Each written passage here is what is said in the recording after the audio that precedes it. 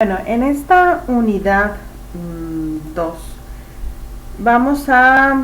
El tema en sí es la comunicación efectiva en las organizaciones y vamos a ver varios temas respecto a, ahora sí, proceso de escritura y comunicación oral. El objetivo o la competencia, objetivo de aprendizaje de esta unidad es que ustedes realicen proyectos, no solamente escritos, sino también su presentación oral, donde establezcan todo lo que tiene que ver con un tema en particular, la argumentación de este y expresarlo, ¿no? Saberlo expresar con todo lo que conlleva la comunicación oral, la comunicación verbal y no verbal, todo eso. Eso es lo que vamos a hacer, y los temas en particular es el primero, que es el que vamos a ver hoy, que es el proceso de escritura.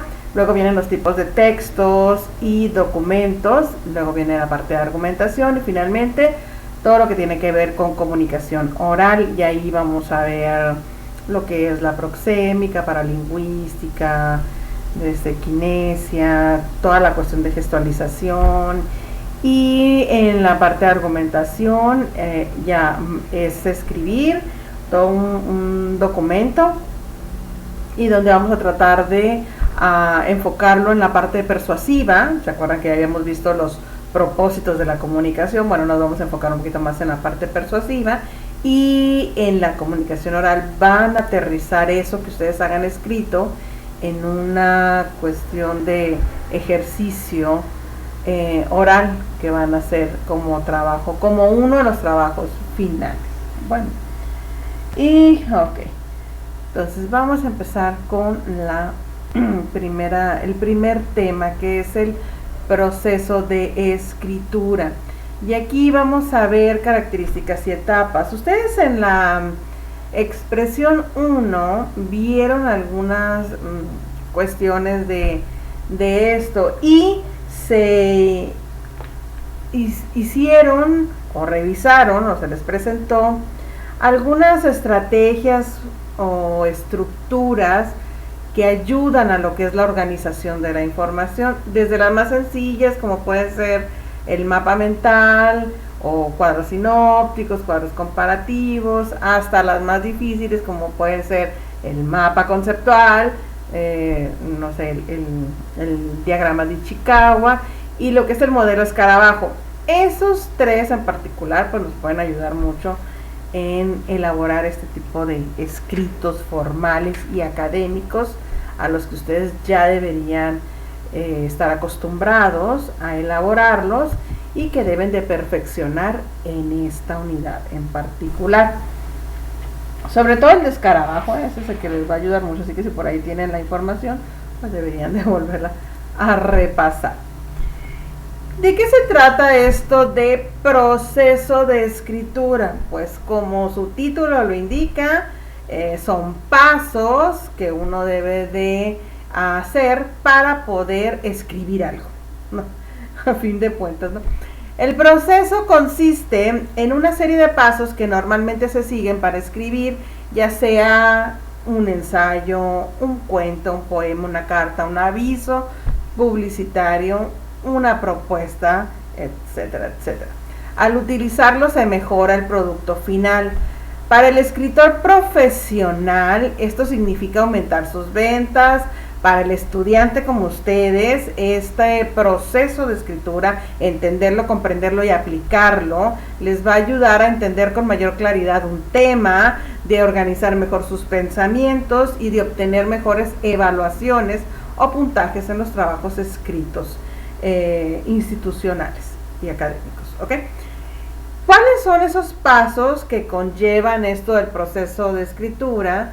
El primero es la planificación, como todo, ¿no?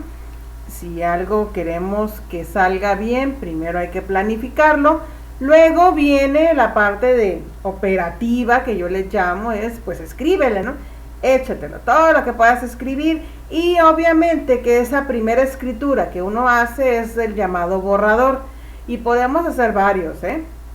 Lo mismo van a hacer cuando estén en estadías, que es el cuatrimestre que ya viene.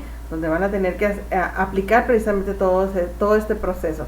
Después de haber escrito 1 o 2 borradores y que ustedes ya consideren, ok, ya, bueno, entonces viene la etapa de revisión y luego ya corrección si es necesario, que siempre va a ser necesario. Y finalmente lo que es la edición, bueno, corrección y edición viene en lo mismo. La parte de edición es para poner formato, la tipografía, algo que se nos haya pasado, que luego vamos a ver esto de tipografía y formato, ¿ok? Entonces, estos son los pasos: planificación, escribir, revisión, corrección y edición. Vamos a ir viendo uno por uno. Para escribir, primero hay que planificar. Y esto va para todos, hasta el mejor escritor que ya ha tenido a su haber varios libros, esta parte no se la salta, así que si ellos, siendo profesionales de la pluma, tienen que sentarse a planificar más o menos o hacer un bosquejo de lo que van a escribir, pues nosotros simples mortales, ¿cómo lo vamos a dejar pasar? Pues no, así que ténganlo en cuenta porque es muy importante. ¿Qué es esto de la planeación? Dice, para cualquier texto, este paso requiere seleccionar el tema, establecer la intención comunicativa, ya habíamos visto esta parte, o sea, ¿cuál es el objetivo de que estamos o qué queremos obtener de eso?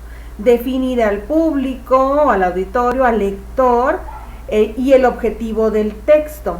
Adicionalmente, en la planificación debemos también reunir y tener a la mano la información que nos va a ayudar a sustentar nuestras ideas, definir la idea principal del texto que vamos a crear, generar ideas complementarias y hacer un esquema o mapa conceptual de ellas. Eso es muy importante. ¿Qué vamos a poner aquí a grandes rasgos? Razones para escribir, quién es la audiencia, y hay que hacer una búsqueda e investigación. En el caso de ustedes de las estadías, cuando estén en la empresa, hay empresas que les van a indicar cuál es su proyecto. O sea, esto es lo que van a hacer. Y a grandes rasgos les van a explicar, a lo mejor, bueno, en el caso de ustedes, no sé, como soy asesora de estadías de mecatrónica, pues ya me sé todos los proyectos que pueden hacer, ¿no? En el caso de ustedes, ustedes me ayudarán por ahí. Les van a indicar hacer algo, entonces ustedes al momento de plantear en un documento formal y académico y con el que se van a titular, pues tienen que revisar cuál es esa idea, cuál es ese objetivo que tenemos que armar, que nos quede clarísimo. Creo que lo primerito que uno debe de redactar y quedar muy claro es esto, que es el objetivo. Y ya de ahí pues parte todo lo demás. Pero necesitamos buscar información, aun cuando ustedes sean expertos o ya tengan conocimiento del proyecto, de la propuesta o lo que sea que vayan a hacer. Es importante buscar información actualizada. Si son expertos, bueno, habría que ver qué otras cosas se han hecho. También hay que buscar información respecto a lo que se ha elaborado en la empresa, si hay algún antecedente. Todo eso les va a servir para el marco teórico, así que sí o sí hay que investigar. Bueno, hasta aquí alguna duda al respecto. Me supongo que ya han hecho trabajos en la integradora 3 que pasaron. Debieron haber hecho un trabajo escrito con estas mismas características. ¿Lo hicieron, compañeros? No, hombre, profe, apenas vamos a integradora 2. En la integradora 1 lo hicieron. De quinto. Ok, hicieron un reporte nada más. En la 3. No, estamos haciendo trabajos de una mina. Ok. O sea, sí hicieron integradora en el tercer cuatrimestre. Y planificación. Ok. Es lo de la integradora 2, ¿no? ¿Les van a pedir algún documento de eso? ¿No saben? Sí, maestra, creo. Ok, entonces voy a ver si me puedo coordinar con su maestro o Estamos maestra. avances. Ah, bueno, perfecto. Muy bien. Entonces, voy a ver qué están haciendo para no hacer doble trabajo y que esto, lo mismo que están haciendo integradores, les sirva con esto y así pues es más rápido para ustedes. Entonces, planeación es esto. Dale. Estoy cambiando por otro lado. El otro, el escribir. En este paso se elabora un primer borrador, se revisa y se escribe un segundo borrador. Aquí lo que importa en esto de los borradores es establecer las ideas, qué cosas vamos a ir incluyendo, qué van a complementar esas ideas, dónde los vamos a ir ubicando. Hay que organizar todo esto, pues. Aun cuando se haya hecho una planeación, este es el momento en el que uno va escribiendo o va acomodando y dices, no, mejor esto primero, esto después. Entonces es el momento de hacer todo eso. También no importa tanto, digo, si ustedes lo pueden ir haciendo, es mejor, pero no importa tanto la cuestión de la ortografía o la tipografía, que es el tipo de letra, el interlineado, etcétera, etcétera. Si no están tan familiarizados con escribir documentos académicos, pues eso se deja a lo último. Aquí lo importante es escribir, escribir, escribir, escribir, todo lo que tenga que ver con el tema, con el proyecto, con lo que se pide en cada uno de los capítulos o de subcapítulos, y tratar de revisar que se comprenda, que se entienda, que haya una coherencia, que el orden que ustedes le están dando realmente tiene una coherencia y que el lector va a ir comprendiendo paso a paso, digo, párrafo a párrafo, lo que ustedes están tratando de plantear. Entonces eso es lo más importante. Después ya se ve lo de la parte de ortografía, y esto en caso de que ustedes no sean muy habilidosos con esto. Si ya ustedes les establecen o ya saben cómo se tiene que hacer esto, pues hay que irlo haciendo bien desde el principio para minimizar el tiempo, ¿no? El otro paso es el de la revisión. Ya que hicimos el borrador o borradores, hay que detenernos siempre que se escriba algo, hay que detenernos a revisarlo. ¿Qué es lo que pasa cuando estamos escribiendo? Nuestras ideas empiezan a surgir, las partes que complementarán la idea empiezan a surgir en nuestra cabeza, y a veces sin darnos cuenta estamos escribiendo de la misma forma que estamos pensando, y la estructura, como ya lo vieron en lo que es la formación 4, lo que es la estructura de los dos hemisferios del cerebro, trabajan muy diferente. Entonces a veces estamos revolviendo cosas y todo esto va a nuestra cabeza, y así como lo estamos pensando lo estamos escribiendo. Digo, puede que sea tal, de esta manera, que creamos que esté muy bien, y al momento de leerlo, ay Dios, ¿y esto qué hice, no?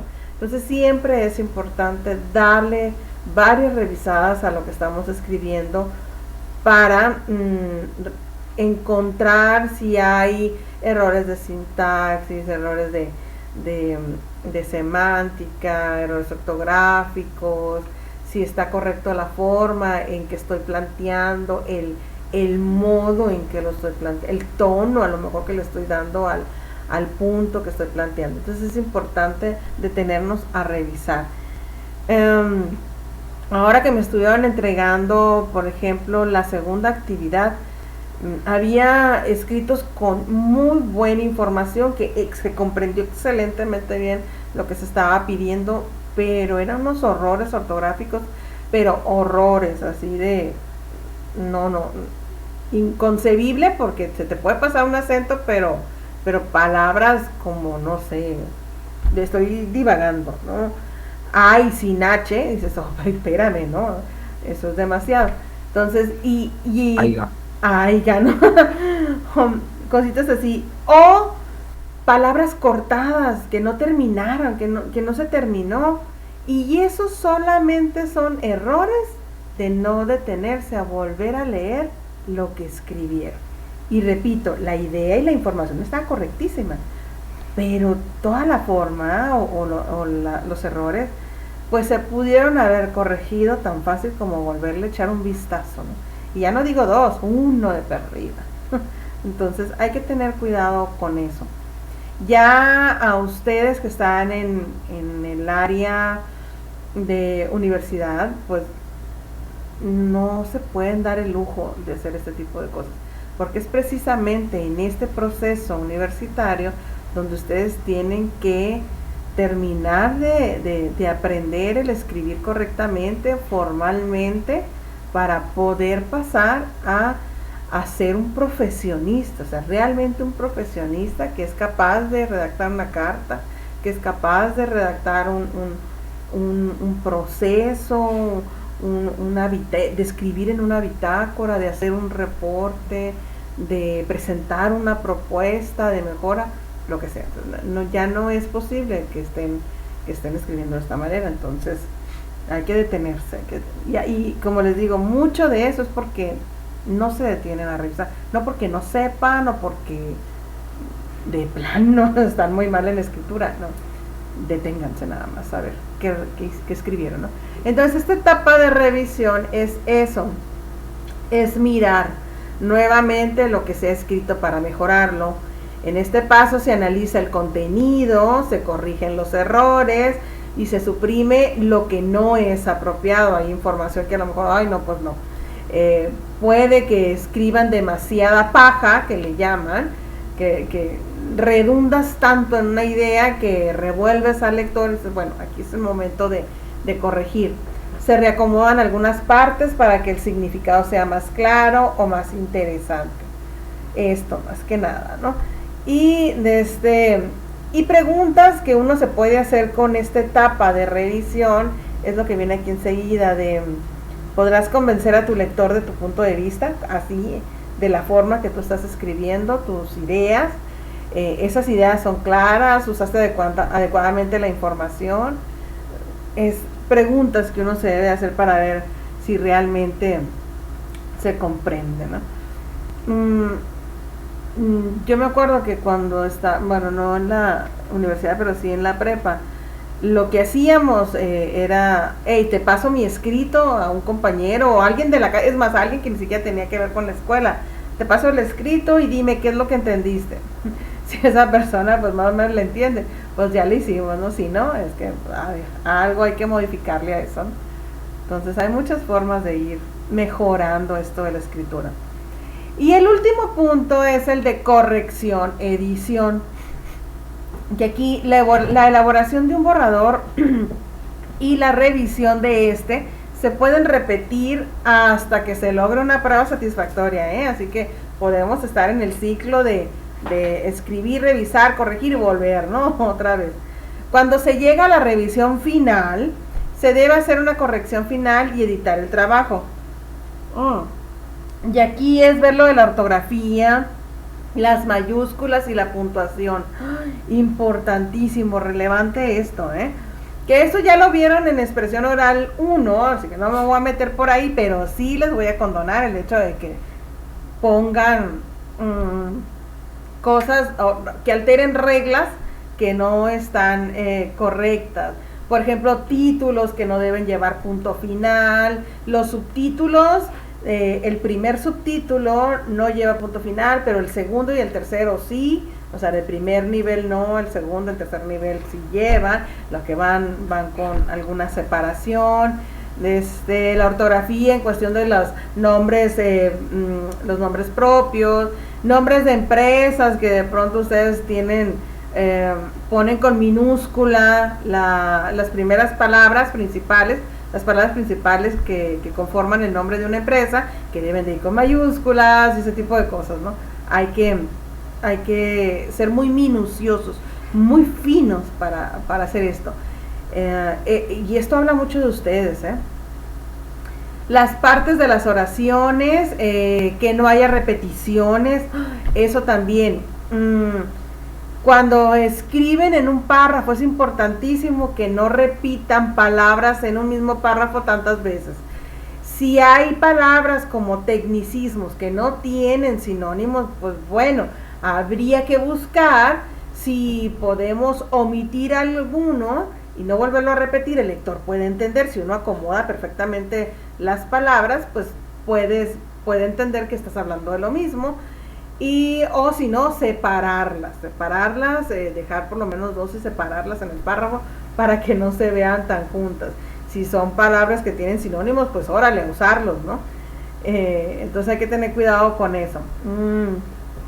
Luego, errores en el tiempo de los verbos y concordancia con ellos, concordancia entre sustantivos y pronombres. A veces me toca ver, no sé, el proyectos. El proyectos, los proyectos será, ¿no? O el proyecto. Entonces hay que tener cuidado con eso. Información que falta o se ha perdido. Los hechos deben concordar con la investigación. La voz que se escogió. Generalmente en los proyectos académicos, la voz que se utiliza para escribir es el impersonal. O sea, que no te estás dirigiendo a alguien en particular, no dices nosotros, no dices yo, sino en impersonal. Si vas a poner hemos hecho, he hecho, no, se ha hecho. O sea, no sabes quién, o sea, se ha hecho. Esa es la voz correcta en la escritura formal y académica. Lo mismo que en el currículum, que también vamos a ver ese punto. Entonces hay que tener cuidado con esto. En la estadía, ustedes tienen un apartado que es el capítulo 1, donde viene toda la información de la empresa. Lo único que se les puede permitir es en hablar en personal, por así decirlo, es en la misión y en la visión, porque ahí no puedes alterar nada. Si la misión dice nosotros tenemos como plan, etcétera, pues lo dejas así porque pues ellos pagan porque les hagan la misión de esa manera, así que uno no puede alterarlo. Pero todo lo que resta del documento debe ser en impersonal. Se comprendió esta parte, creo que ya lo habían visto, pero en la expresión 1, pero quiero recalcarlo para que no vayan a tener estas equivocaciones o errores en los trabajos que están haciendo de integradora y los trabajos que van a hacer aquí. ¿Me expliqué?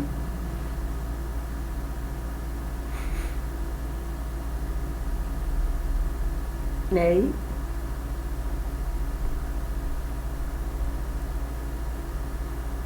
¿Me fui? Ya no me escucho.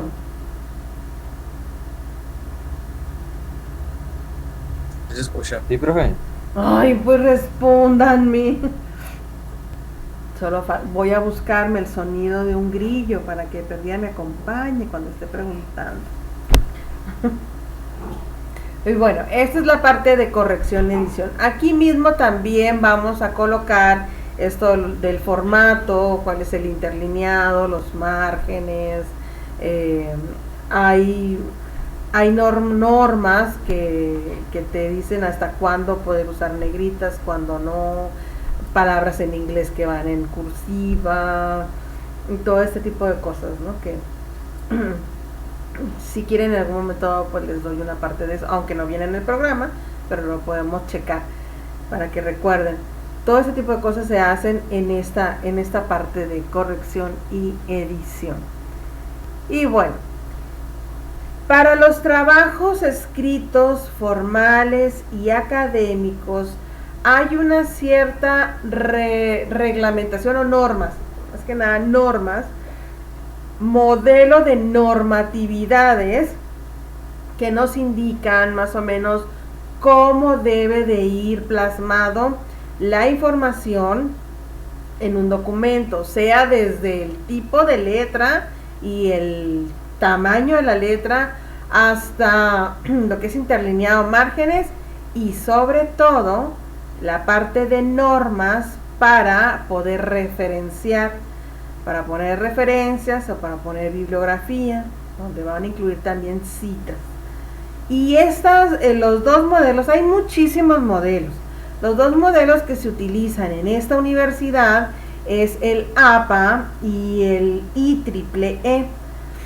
El APA es el que la mayoría de las personas utilizan, y creo que ustedes es el que más van a utilizar, que es el de la América de Psicología, Asociación de Psicología Americana, no sé qué, vamos a ver ahí. es el que más se utiliza. Y el otro es el específicamente para ingeniería en cuestión de electrónica, electricidad, que es el que utilizo con los del área de mecatrónica. Viene también plasmado para verlo con ustedes, pero me voy a enfocar más en el APA. El otro lo voy a dejar ahí para que ustedes, si quieren ir a revisarlo y checarlo, pues lo hacen. Me voy a enfocar con ustedes en el APA porque es el que van a utilizar, si más no recuerdo. Sí. ¿Qué es un trabajo académico? Antes de meterme a lo de las normas. Un trabajo académico es el resultado de una investigación. Demuestra la capacidad de investigar, reflexionar en profundidad sobre un tema, estructurarlo, presentarlo y demostrar interés por la materia de estudio. Esto debería ser en sí un trabajo académico, lo que debería de llevar lo que ustedes hacen cada vez que hacen un escrito que se les pide en alguna materia. En el caso de la integradora y en el caso de la estadía, esto debe seguirse al pie de la letra. O sea, ustedes van a demostrar esa capacidad de habilidad para poder investigar, para reflexionar y estructurar una idea y poder escribirlo, presentarlo y demostrarlo o argumentarlo, etcétera, etcétera. Debe redactarse aplicando ciertas normas. Así que eso es lo que vamos a ver. ¿Cómo hacer un trabajo de este tipo? Bueno, hay varias cosas. Lo primero, y cosas que ya hemos visto en el proceso de escritura, es que hay que formular un tema para el trabajo. Luego vamos a ver esta parte. Hay que contextualizar el tema, encontrar libros, revistas, artículos electrónicos, recursos en internet para poder documentarnos, evaluar esos recursos y ya redactar el trabajo y citar los recursos seleccionados.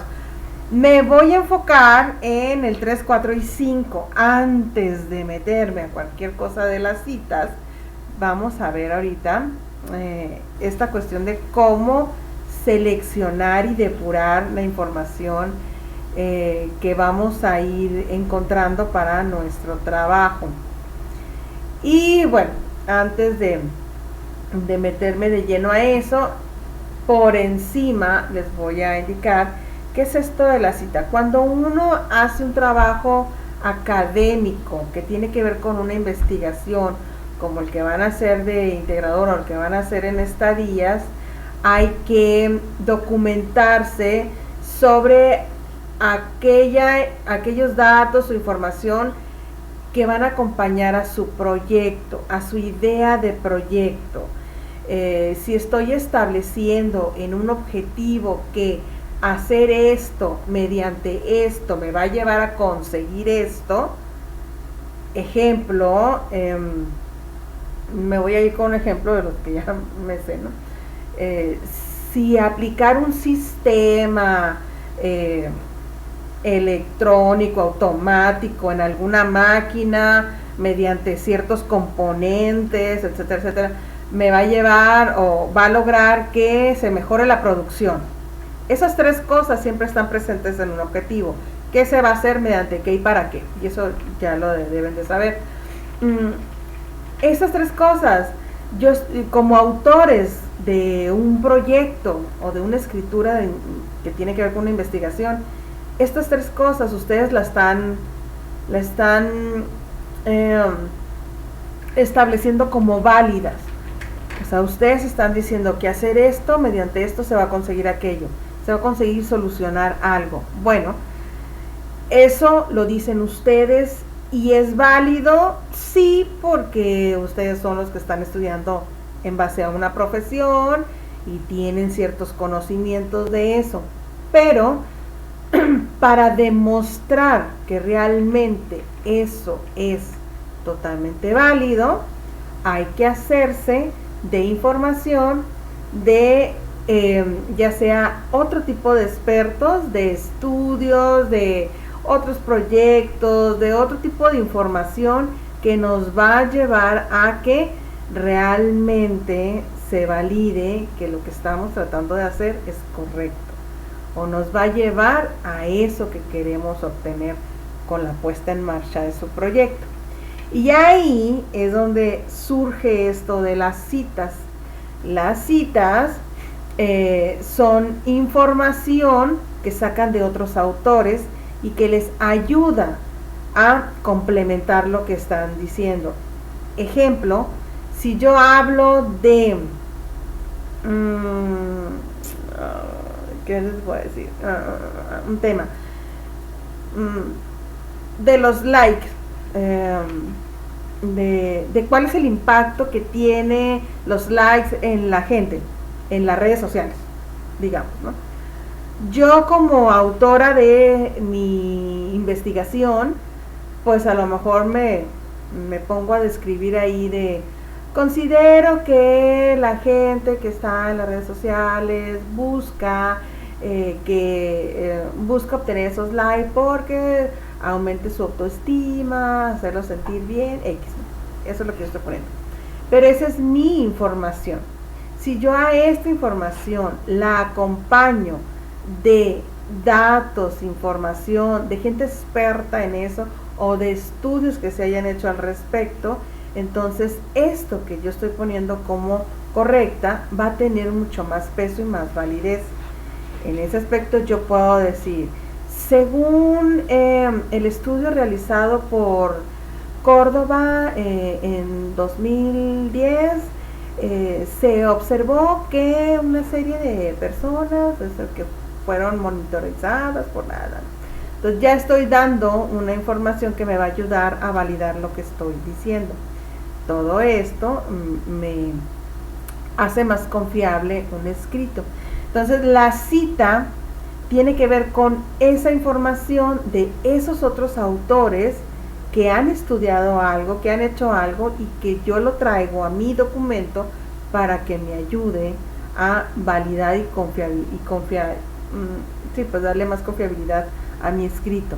Entonces en la escritura académica los autores recurren a la cita para dar cuenta de la relación entre su producto escrito y otros textos que les han servido de referencia, y describir las fuentes de las que se han obtenido las ideas, de manera que sus lectores tengan la oportunidad, ojo, de analizar, de evaluar su trabajo y también de verificar los datos, y si quieren obtener más información, pues que se vayan a la liga original y puedan obtener eso. Entonces la cita, vuelvo a repetir, es información que yo saco de otra persona, de otro autor, la traigo al documento, hay formas de colocarlas, que eso ya lo vamos a ver después, y esto me va a ayudar, esta cita va a ir acompañada de su referencia, de dónde lo saqué, pues cuál es la liga, la información,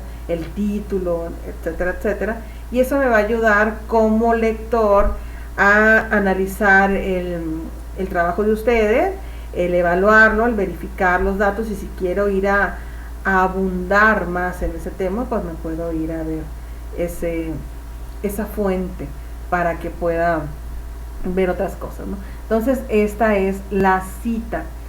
Cuando un estudiante se enfrenta las primeras veces a la necesidad de escribir un trabajo académico, con frecuencia confunde el uso y la función de la cita, y aquí hay que tener cuidado. La cita acompaña a nuestro escrito, pero a veces nos perdemos en ella, porque esa cita la podemos emplear como sustituto de la voz de quien escribe. O sea, sé que ven la cita por ahí, que lo han de haber hecho varias veces, y agarran esa información y la escriben como si fuera de ustedes, y pues eso es plagio. Y ahí te puedes perder. Puedes tú tener la misma idea, pero te pierdes.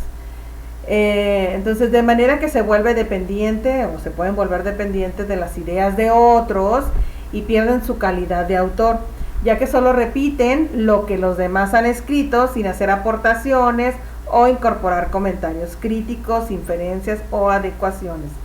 En la escritura académica es importantísimo que su análisis esté presente, que su propio comentario, crítica, ideas, inferencias estén presentes. Así que ojo al momento de utilizar las citas.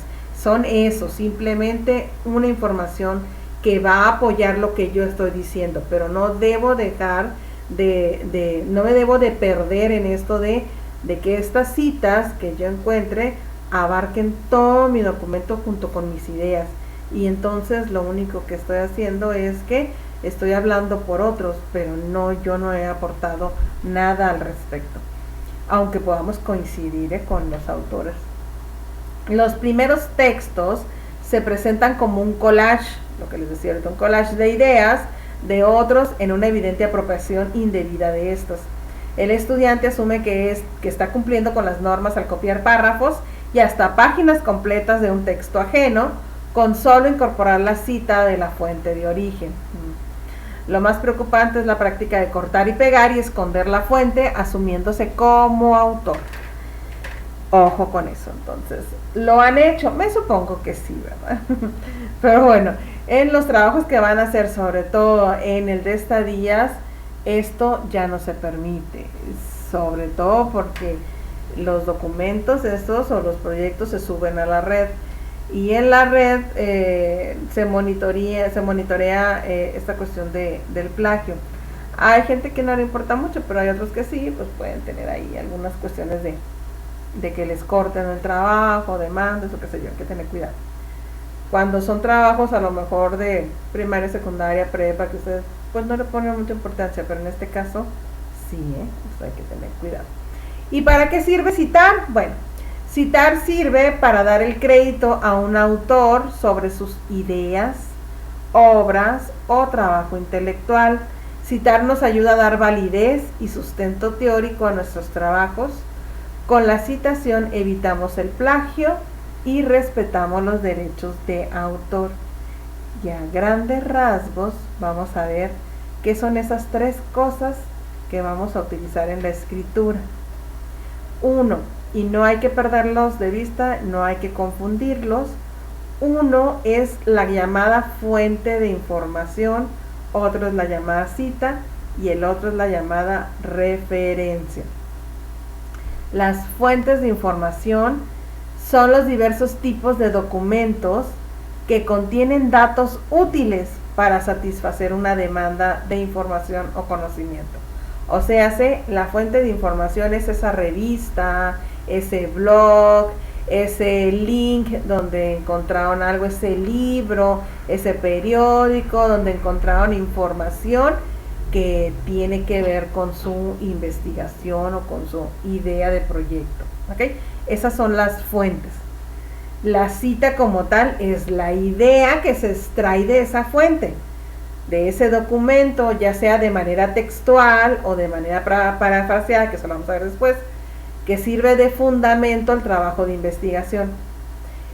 Y la referencia o bibliografía es el conjunto de elementos suficientemente detallados para identificar la fuente de la cual se extrae la información, y los ejemplos son estos que vamos a ver.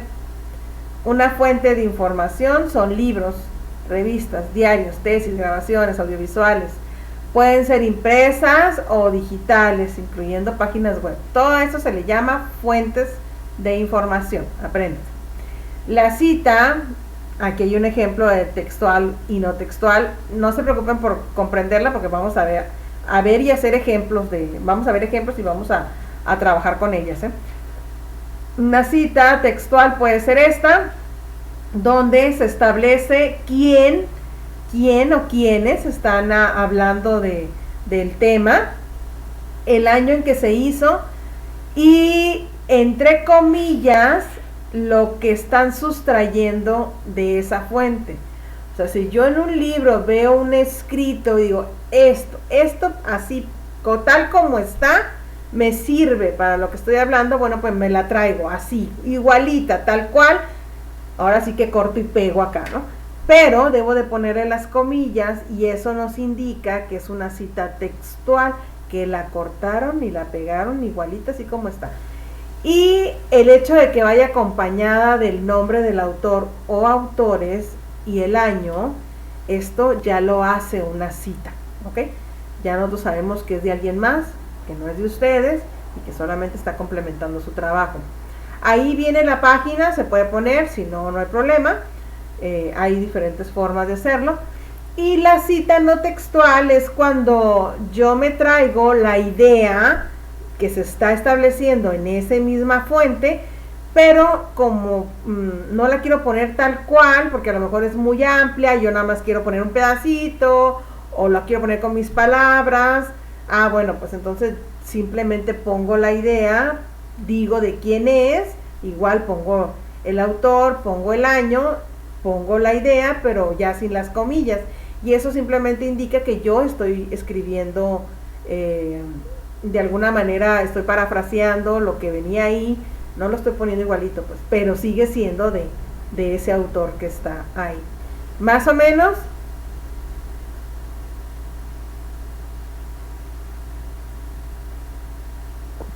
Sí se entiende, profe. Ok, igual vamos a hacer muchos ejemplos de esto, ¿no? Entonces acuérdense que una cita debe llevar estas dos cosas, autor o autores, que hay una forma de ponerlo, ahí vienen 4 autores y hay también formas de resumir eso para que no estén todos ahí cuando son varios autores, ¿no? Debe decir autor, autores o año y la cita, y así sucesivamente. Y en las referencias, pues nos referimos a lo que es los datos de dónde se sustrajo esa información, o sea, cómo yo puedo ir a buscar la fuente original de donde estoy sacando, ya sea la cita o cierta información. Bueno, pues aquí está. Esta es una forma. Aquí la forma de colocar los datos, y a datos me refiero a nombre del autor o nombre de la institución, en este caso, el título del artículo, el año en que se hizo, si es una tesis, si es una revista, si es un video, si es una entrada de un blog, etcétera, etcétera. Todo eso, si hay una edición, si es un libro, pues hay una editorial, si es una cuestión de una página web, pues hay que poner el link. Todos esos datos y la forma en que los vamos a acomodar tiene que ver con las normas que vamos a ver ahorita no ahorita, lo que vamos a ver del APA. Aquí yo les estoy mostrando una forma en particular, que esta es la forma de APA. Este ejemplo que está ahí particularmente es del APA, aunque hay de diferentes formas. Y bueno, siempre hay una pregunta que se hace sobre qué diferencia hay entre una referencia y una bibliografía. Y aquí las referencias tienen que ver con las citas que nosotros estamos poniendo. Cuando nosotros utilizamos citas en el documento, en el texto, todas esas citas deben de referenciarse abajo, así como referencia. O sea, esto que están viendo ahí, pues, el ejemplo que están viendo ahí, todo lo tienen que poner ahí abajo. Nunca puede haber una cita arriba sin haber su respectiva referencia abajo, eso es obligado. La bibliografía, por su parte, es cuando buscamos fuentes para ayudarnos en algo del documento, para entender el tema, pero no estamos poniendo nada, no estamos utilizando nada de esa fuente en particular. No estoy usando nada, o nada más lo investigué, ayudé a mis ideas y estoy escribiendo, pero no estoy utilizando algo en específico. Bueno, es cuando se pone como bibliografía. Y hacemos lo mismo, ponemos todo esto, pero esa bibliografía pues no va a estar ligada con algo en particular en el texto. Esa es la diferencia, ¿no? ¿Se pueden utilizar las dos? Sí. Aunque en el caso de la estadía nada más van a ser referencias. Todo lo que pongan arriba van a tener que... la mayoría lo utilizan así, ¿no? Y bueno, hasta aquí el tema de proceso de escritura. Me voy a ir a explicar un poquito sobre la confiabilidad de datos. Espérate que me vaya para otro lado. Ay, se me olvidaba. Estos son los nombres de lo que les decía, de los dos principales que se utilizan aquí en la universidad. El IEEE es el de ingeniería, que quiere decir Instituto de Electricidad Electrónica de Ingeniería, no sé qué. Y el de psicología, que es el APA, es esto, American Psychological Association. ¿Ok? Esos son los que, en el caso de ustedes, nos vamos a enfocar en el APA. Y cuando estemos investigando, hay que tomar en consideración la confiabilidad de la fuente, que es lo que me voy a enfocar ahorita. ¿Cómo puedo yo considerar que una fuente es válida, que un libro, revista, que nos puede ayudar? Para empezar, así, sin más. Si yo quiero obtener algo válido, pues váyanse a un libro, ¿no? A un libro, a una revista científica, a un trabajo de grado, o sea, trabajos académicos en universidades. Esas tres cosas ya nos va a dar una mayor posibilidad de lo que estamos utilizando sea meramente confiable y válido, ¿ok? Ya cuando nos metemos a otras cuestiones como blogs, como entradas de información en internet que no tiene que ver con esto, es cuando tenemos que estar escudriñando ahí a ver de dónde está la validez, ¿no? Hay que tener cuidado con eso. Si estamos utilizando revistas, que a lo mejor no son estas que llamamos las journal, que son las revistas científicas, pues habría que ver ciertas cosas como si esa revista en particular está vinculada a una institución educativa de nivel superior, si su estilo de escritura es equivalente a un discurso académico, si su publicación requirió de una revisión y aprobación, y siempre aparece ahí, aparecen dos fechas, la fecha de que se entregó y la fecha de publicación, o sea, quiere decir que hubo una revisión.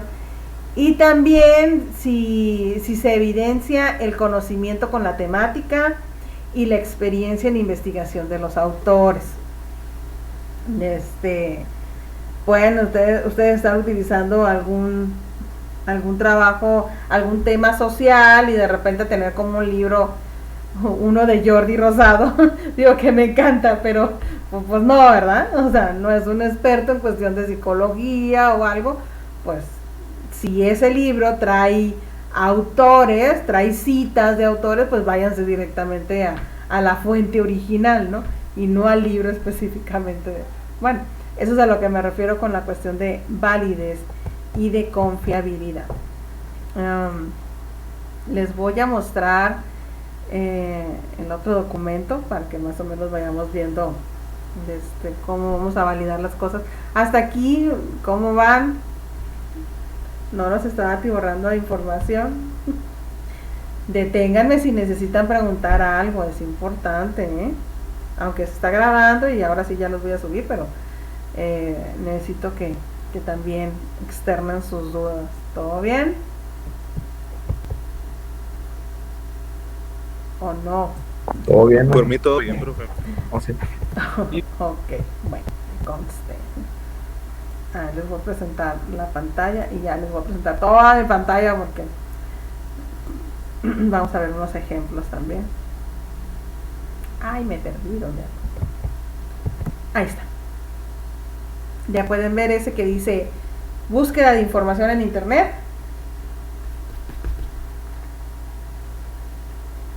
Sí, maestro. Muy bien, gracias. Y aquí no vamos a leer todo, me voy a ir nada más con cositas que son importantes.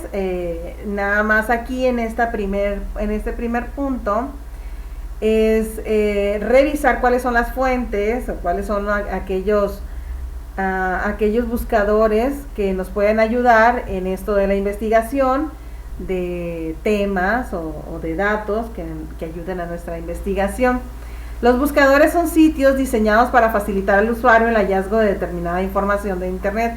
Google, por ejemplo, ¿no? Que ese es uno de los buscadores. Todos estos nos ofrecen muchas cosas. Hay buscadores y metabuscadores, Los buscadores, el servicio que ofrecen, se basa en sistemas combinados de hardware y software. Los buscadores funcionan a través de sus propios motores de búsqueda que saltan de una página web a otra, recogiendo direcciones y almacenando toda la información en bases gigantescas. Entonces, estas bases de datos incluyen por lo general el título de las páginas, una descripción de la información encontrada, palabras claves y una lista de sitios relacionados. Por su parte, los metabuscadores son igual, sistemas muy parecidos, pero aquí utilizan los recursos de varios buscadores. Así que tienen una fuente más amplia de encontrar información. Pero aquí no se trata de que ay, bueno, ahora voy a utilizar solamente puros metabuscadores en vez de un solo buscador para mejorar la búsqueda. No, depende también mucho de lo que pongamos en la barra donde vamos a colocar las palabras claves. Ahí depende mucho de que nos arroje información más válida y más confiable. Así que no tiene nada que ver con la cuestión de los buscadores, pero si ya quieren, si ustedes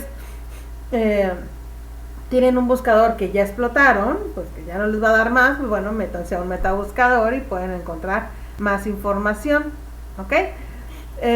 Buscadores como tal, que ustedes conocen, pues son estos. Profe, podría dejar de compartir borroso. ¿Se ve borroso? Hey, se alcanza a distinguir bien las palabras. Sí, de hecho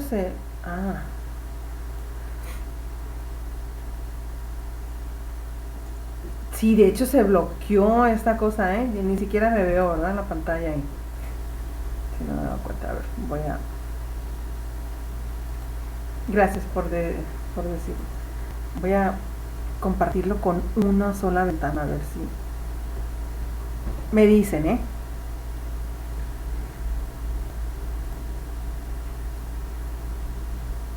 ¿Se ve mejor o no?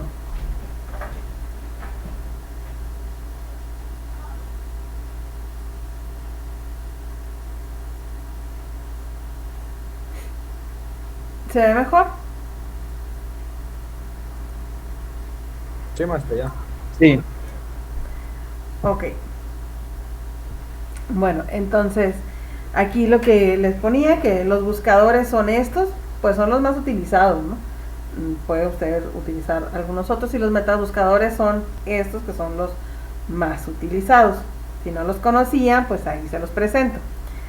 Entonces, como les digo, cualquiera de los dos son buenos, solamente depende también de cómo vamos a colocar las palabras claves. Y bueno, ¿cómo buscar? Dice, cuando ingresamos a un buscador debemos seleccionar una palabra clave, que será el indicio que utiliza el motor de búsqueda para realizar la operación y encontrar algo ahí en internet, ¿no? La clave de búsqueda se ingresa en un cuadro de texto que generalmente está ubicado en la parte superior, que ya conocemos todos, ¿no? Pero ¿cuál es la forma más adecuada de estar buscando cosas que realmente nos ayuden? Bueno, vamos a ir viendo uno por uno. Sugerencias para las búsquedas para las palabras clave. Es necesario remarcar que cada buscador o metabuscador tiene sus propias características.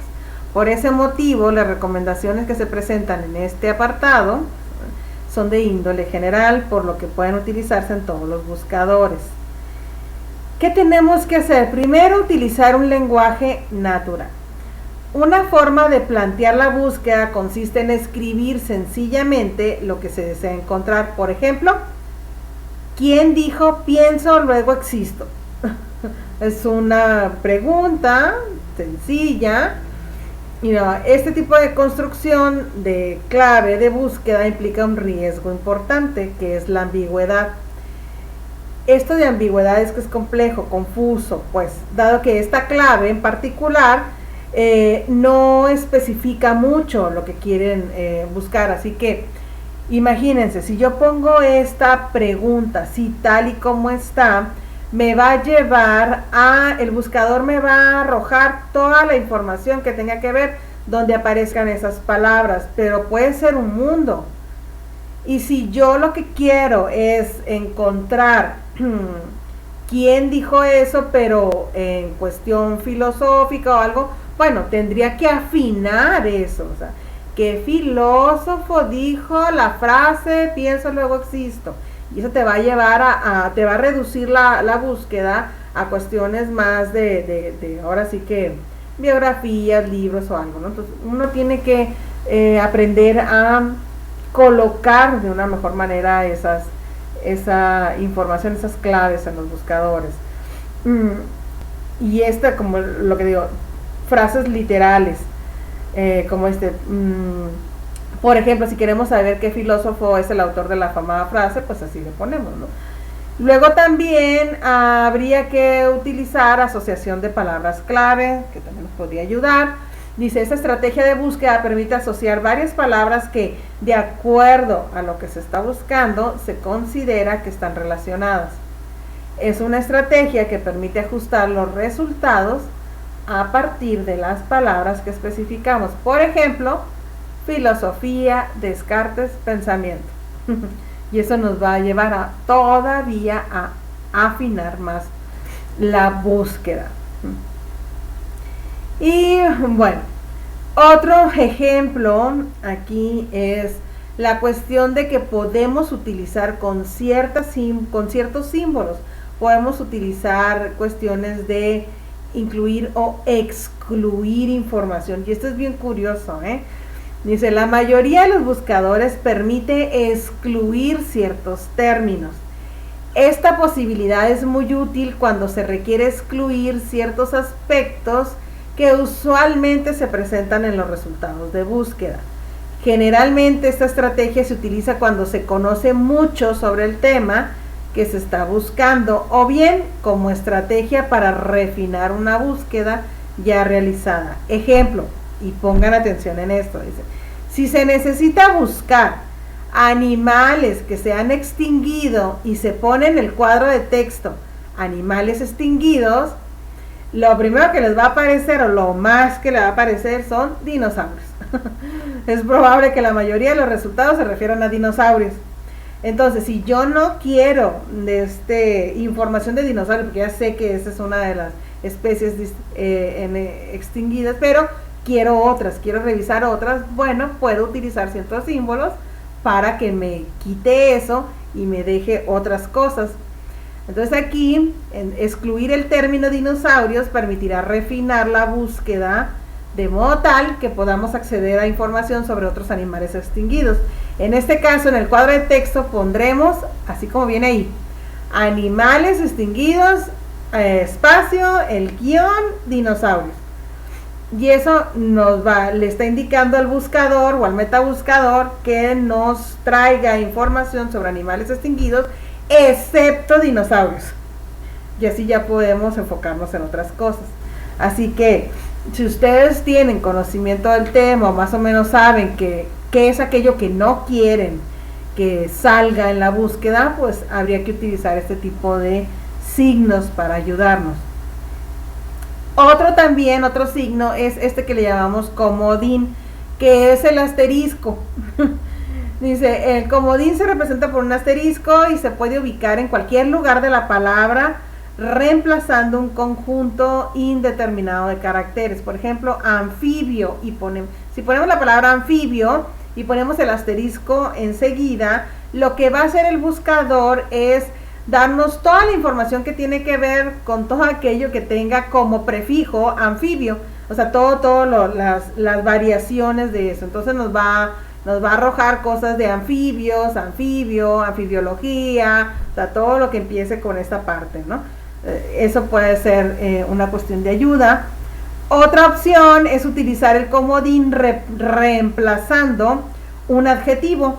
Por ejemplo, filósofos más, y luego ponemos el asterisco con espacio, ¿no? Espacio, el asterisco de la historia. Filósofos más, asterisco de la historia.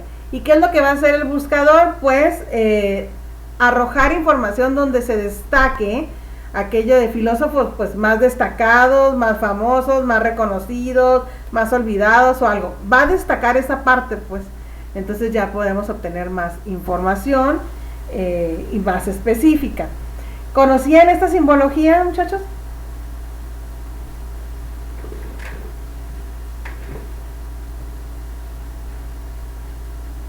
Ay, no, el grillo. No, profe, la verdad no. Bueno, pues entonces hay que utilizarlo. Esto ayuda mucho.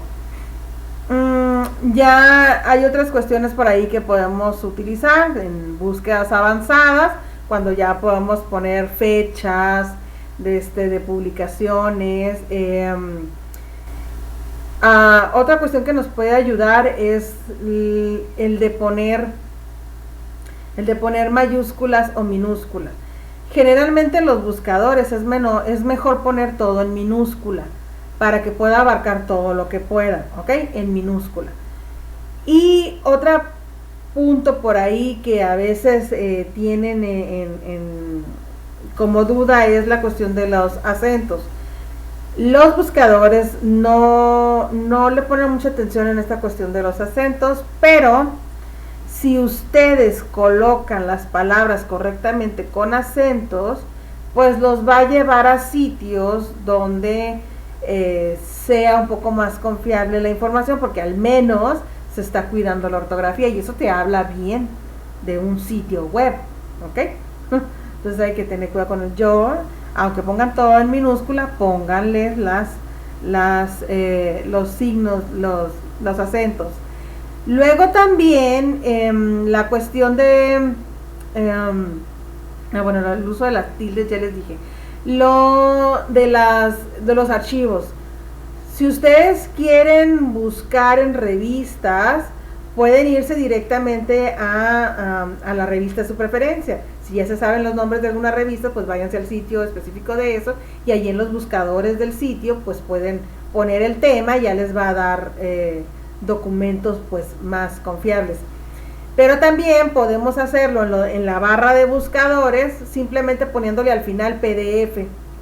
Entonces, si yo le pongo PDF, me va a arrojar puros documentos en PDF, y entonces así minimizamos la búsqueda, porque nos va a llevar a documentos muy probablemente de tesis, de trabajos de grado, de las universidades, de revistas también. Entonces eso pues nos va a llevar a información más confiable. Esa es otra, ¿no? Hasta aquí más o menos.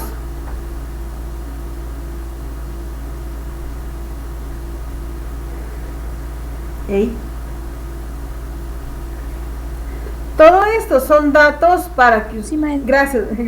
Todo esto son datos para que ustedes mejoren su búsqueda en internet y los lleve a trabajos más válidos. Ahora, después de todo esto, nos vamos a lo otro que me interesa, la evaluación de esa información que ustedes escojan. Y aquí, ¿qué es lo más importante en la selección de la información? La gran disponibilidad de información, recursos, materiales de internet plantea la necesidad de analizarlos y seleccionarlos siempre. Cuando hacemos una selección de información hay que plantearnos ciertos criterios. ¿Qué es lo que queremos? ¿Qué deseamos que lo que encontremos como fuente de información tenga? ¿Qué criterios debe de tener para que sea más confiable lo que estamos buscando? Bueno, pues habría que hacernos una lista de criterios, construir una serie de indicadores.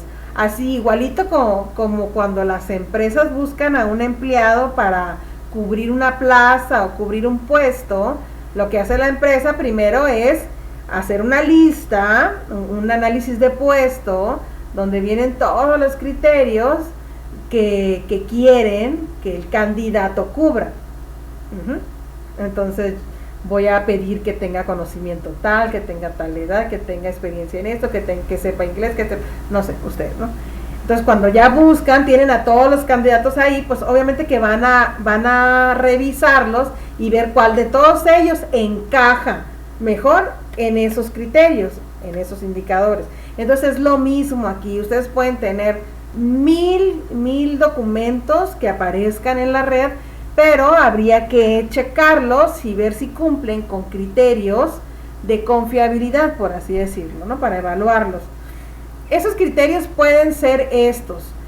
Los indicadores que se proponen para la construcción de criterios de evaluación son autoridad, o sea, que sea documentos donde se esté hablando sobre información de alguien de autoridad, o sea, un experto en el tema, científicos de lo mismo, gente profesionista de una profesión en particular que esté hablando del tema, pues que sabe, ¿verdad? Luego, ¿qué más? Selección de contenidos, actualización. Generalmente hay que buscar información que tenga unos 6 años atrás, ¿no? Eso es lo ideal, a veces no hay, tienes que irte más atrás, pero bueno, eso sería lo ideal. También la cuestión de navegabilidad, la organización, legibilidad y adecuación al destinatario. Si hay información que tiene errores ortográficos horrorosos, díganle bye, o sea, independientemente de donde esté, no se confíen en esas cosas, ¿no? Y bueno, vámonos uno por uno. ¿Qué se refiere con esto de autoridad? Bueno, al responsable del sitio o de la información que se está presentando, que puede ser el sitio web, que puede ser una asociación, una institución pública, una institución educativa, etcétera, ¿no? Y aquí nos vamos a esto de, por ejemplo, Wikipedia. Dice, no, pues no utilices Wikipedia. Wikipedia no es que esté mal, es un sitio web que se ha encargado de hacer una recopilación inmensa de información. Aquí el asunto en Wikipedia es que ustedes deberían de detenerse a revisar si la información que está ahí ya ha sido validada, y ya hay formas de saberlo, y también si tiene citas, y si tiene la bibliografía completa de esas citas. Eso ya les va a llevar a que, bueno, es confiable. Ahora, si yo entro a Wikipedia y veo un tema y veo la cita, mejor me voy directamente a la cita, pues, o sea, y ahí te la ponen directamente, le das clic ahí y te manda directamente a la fuente original. Entonces, dejas Wikipedia y te vas a la fuente original, pues, de alguna manera minimizas esta cuestión de no estar teniendo o haciendo uso de información que quién sabe si está validada. Entonces, no hay que tener cuidado con eso. Hay, en el caso, por ejemplo, de la otra carrera de mecatrónica, me toca mucho ver que, no sé, buscan un PLC, digamos, ¿no? Un PLC, y buscan en cualquier blog la definición de lo que es PLC, pero se van en cualquiera. Cuando existe en la red las llamadas que son sitios web directo del fabricante, ya sea Siemens, el otro que es de se me olvida, pero imagínense Siemens, ¿no?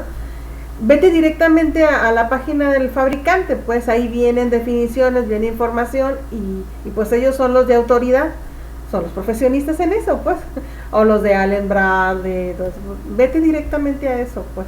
Entonces ya, entonces hay que tener cuidado con esto.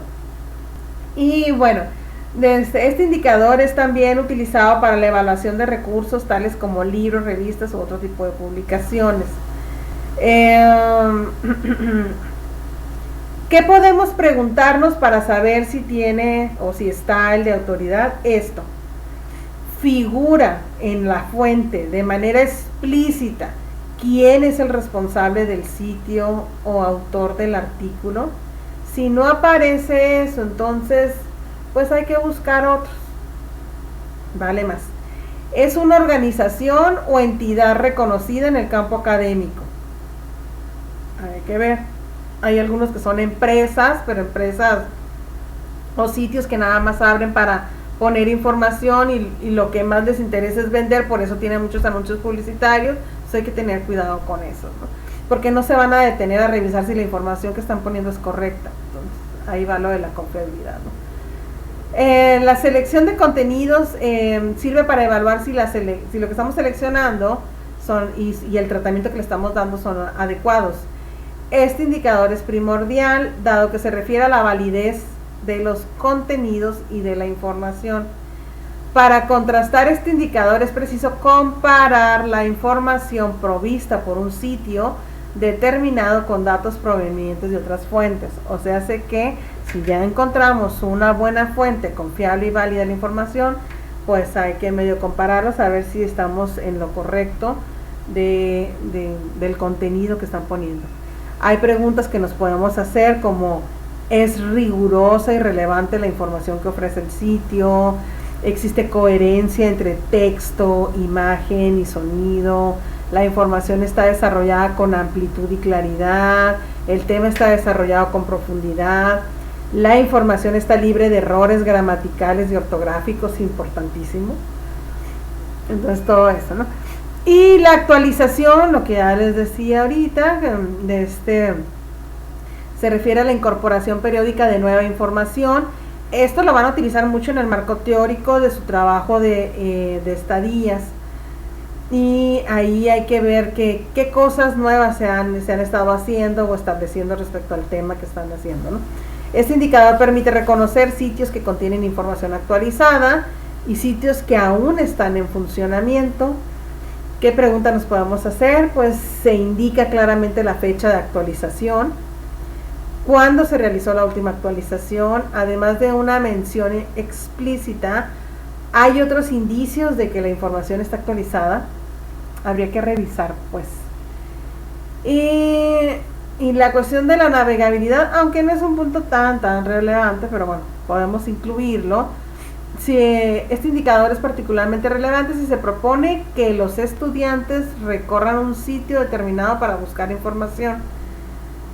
Si no es así, pues no es tanto, ¿no? La navegabilidad de una página web se refiere a la facilidad con que un usuario puede desplazarse por ella. Si una página web es clara, sencilla, comprensible, la navegación será autónoma y veloz.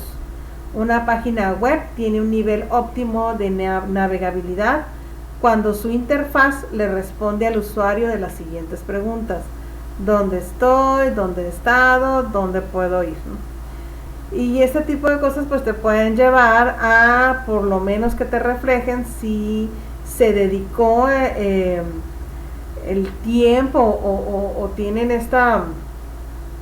si el creador de la página pues realmente le importaba tener una muy buena página con buena información. Si nos topamos con ciertas cosas que no tienen nada que ver con esto, digo que no tenga una buena navegabilidad, pues habría que preguntarnos si realmente pues es confiable, ¿ok?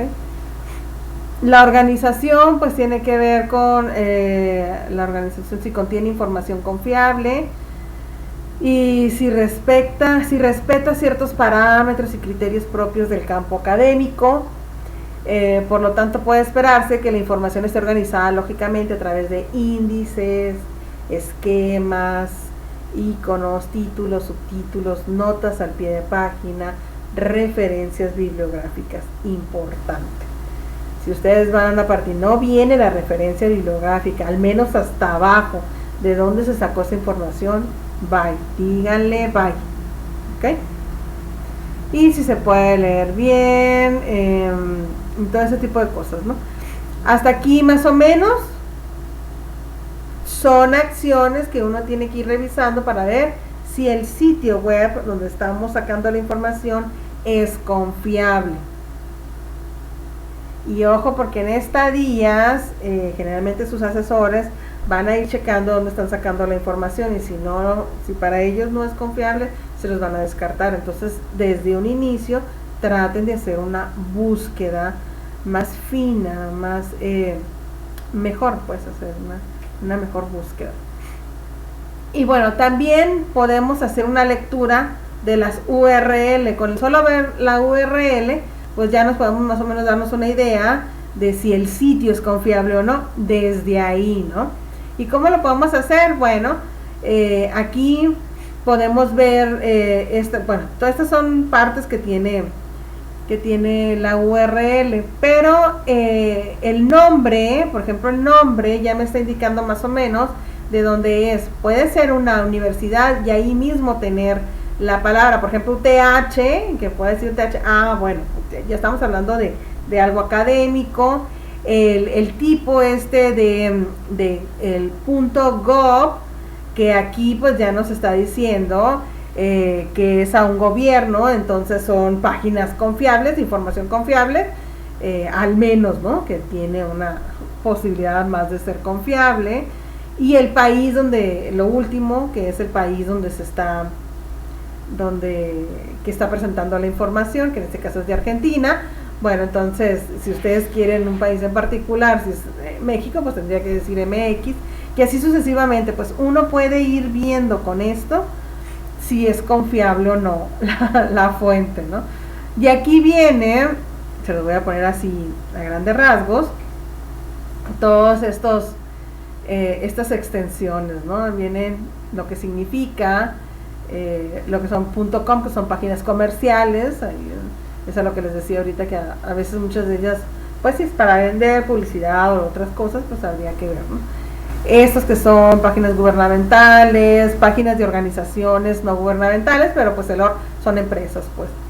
El EDU, que son cuestiones educativas. El NET, que identifica páginas relacionadas con internet y telecomunicaciones. Y este otro, que se trata de páginas militares.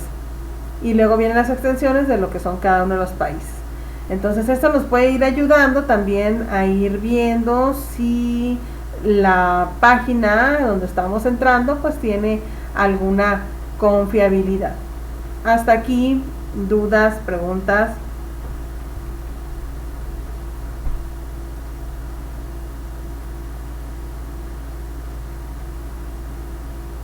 No, profe. ¿No? Ok. Entonces ya van a poder hacer una mejor búsqueda.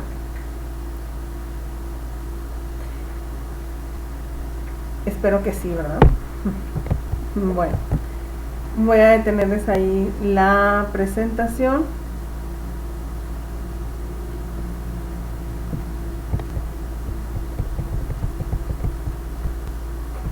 Bueno, se me perdió el de la grabación. ¿Qué tal?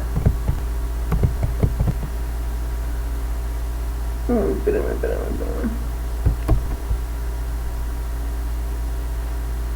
Creo que ahí me